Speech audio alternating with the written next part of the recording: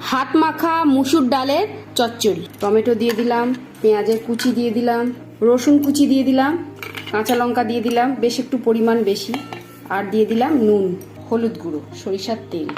খুব ভালো করে এটাকে হাত দিয়ে মেখে নিতে হবে। এটা এমনভাবে মাখতে হবে যেন হাতের মধ্যেই অনেকটা মাখা হয়ে যায়।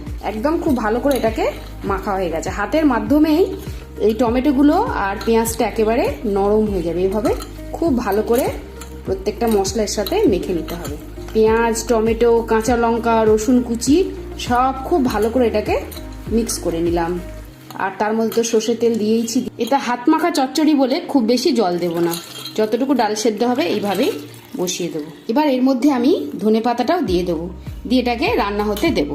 গ্যাসে এটাকে রান্না হতে দিয়ে দিলাম। এই সুন্দরভাবে সেদ্ধ হয়ে যাবে, এটাকে নামিয়ে নেবো। এই হাত মাখা ডাল চচ্চড়ি আমার রেডি। সুন্দর হয়েছে দেখুন, এইভাবে গরম ভাতের সাথে দারুণ লাগে।